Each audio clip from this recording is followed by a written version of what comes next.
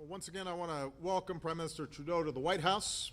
We just completed a very productive meeting, although I regret to inform you that we still have not reached agreement on hockey, but it is not interfering with the rest of our bilateral relationship.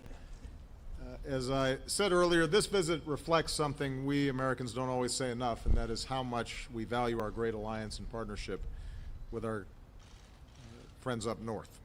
We're woven together so deeply as societies, as economies, that it's sometimes easy to forget how truly remarkable our relationship is. A shared border, more than 5,000 miles, that is the longest between any two nations in the world. Every day we do some $2 billion in trade and investment, and that's the largest bilateral economic relationship in the world. Every day more than 400,000 Americans and Canadians cross the border.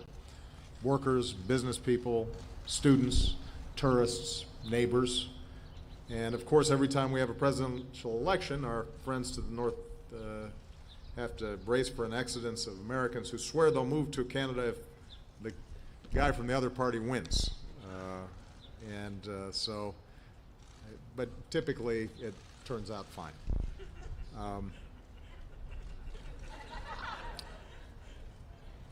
This is now my second meeting with Justin, and I'm grateful that I have him as a partner.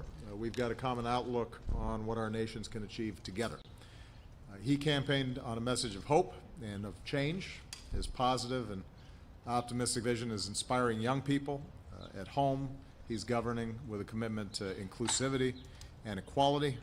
On the world stage, his country is leading on climate change and cares deeply about development. So from my perspective, what's not to like?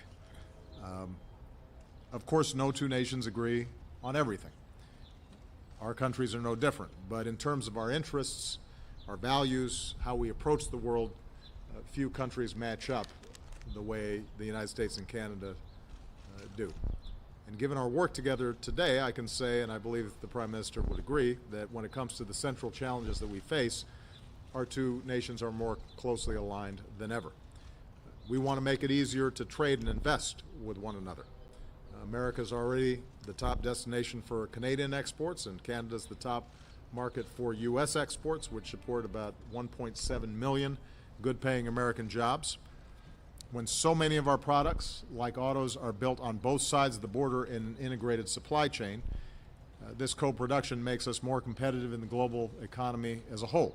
And we want to keep it that way. So we've instructed our teams to stay focused on making it even easier for goods and people to move back and forth across the borders, including reducing bottlenecks and streamlining regulations.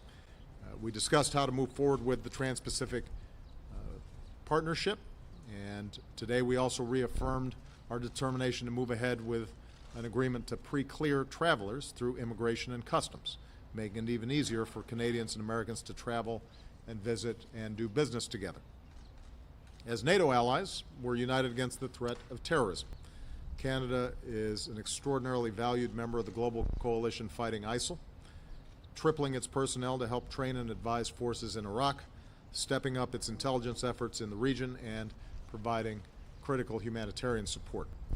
We're working closely together to prevent the flow of foreign fighters, and today we agreed to share more information, including with respect to our no-fly lists and full implementation